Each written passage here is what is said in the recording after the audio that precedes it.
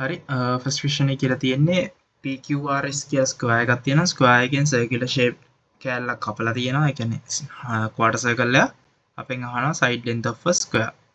එතකොට ආර්ක් ලෙන්ත් එක අපි හොයාගන්නවා 25R times center subtended angle එක over 360 degrees වලින්. එහෙනම් මේ කේස් එකේ හැටියට 22/7 මෙතන 2 ඉස්සරහට එන්න ඕනේ. times radius එක R කියලා දාගත්තොත් center subtended angle එක 90 degrees over 360 degrees එනවා. ඕක equal වෙනවා 22 වලට. දැන් මේක කපලා R සබ්ජෙක්ට් එක කරන්න තියෙන්නේ. මෙතන 90 times 1 90 times 4 2 times 2 2 times 1 2 times 1 2 times 11 11 times 1 11 times 2 ඊට පස්සේ කියන්නේ R කියන්නේ 14 centimeters කියලා අපිට එනවා ෆස්ට් එකට ආන්සර් එක. ඊට පස්සේ සෙකන්ඩ් ක්වෙස්චන් එකට ගියොත් අපිට දීලා තියෙනවා මෙන්න මෙතන දීලා තියෙන data වල හැටියට PQRS කියන coordinate වලින් congruent triangle pair එකක් කියන්න සහ ඒකේ කේස් එක මොකක්ද කියලා කියන්න කියලා. එතකොට මෙතන ගත්තොත් අපිට පේනවා PS equal QR කියලා. ඊට පස්සේ මෙතන ඇන්ගල් දෙකක් දීලා තියෙනවා. ඒ දෙක equal කියලා පෙන්නලා තියෙනවා. එතකොට එහෙම ගත්තොත් මෙන්න මෙතන මේ ඇන්ගල් දෙක මම මේ මාක් කරපු x රතු පාටින් මාක් කරපු ඇන්ගල් දෙක equal reason මේ vertically opposite angles.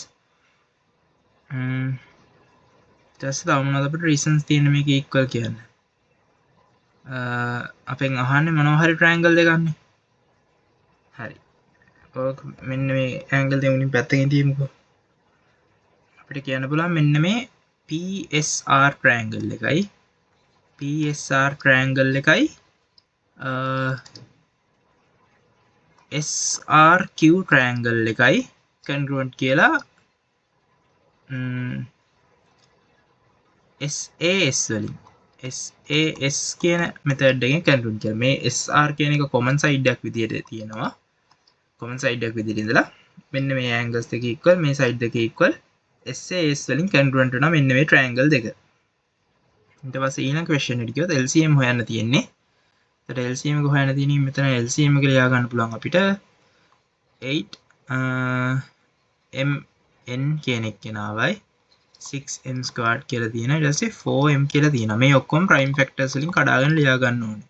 එතකොට 8 වල ලියා ගන්න පුළුවන් 2 to the power 3 times m times n කියලා. 6 වල ලියා ගන්න පුළුවන් 2 times 3 times m squared කියලා. 4 වල ලියා ගන්න පුළුවන් 2 squared times m කියලා. එතකොට දැන් LCM එක ලියද්දි කරන්නේ මොකද්ද? මෙතන තියෙන highest powers ටික ගන්න. එතකොට ගත්තොත් 2 to the power 3 ගන්න සහ ඊට පස්සේ 3 ගේ පළවෙනි power එක තියෙනවා. ඊට පස්සේ m ගේ second power එක තියෙනවා. n ගේ first power එක තියෙනවා. එතකොට මේක simplify කරොත් 8 times 3 වලින් එනවා 24 m squared n කියන එක ආන්සර් එක විදියට එනවා. ඊට පස්සේ ඊළඟ question එකට ගියොත් කියලා තියෙනවා ABCD කියන straight line එකක් කියලා. අපෙන් අහනවා ECD කියන angle මේ මාක් කරලා තියෙන angle එක කීයද කියලා. ඒතර හරි සරල දෙයක් කරන්න තියෙන්නේ. මෙන්න මේ ABE කියන angle එක 60යි නම් මෙන්න මේ ඇතුලේ තියෙන මාක් කරපු angle එක 120 degrees එනවා. එතකොට sum of two interior angles is equal to exterior opposite angle. එහෙනම් මොකද වෙන්නේ? මේ දෙකේ sum එක equal වෙනවා ECD වලට. එහෙනම් ECD කියන්නේ 145 degrees. එතකොට ආන්සර් එක වෙනවා ECD equal 145 degrees කියලා.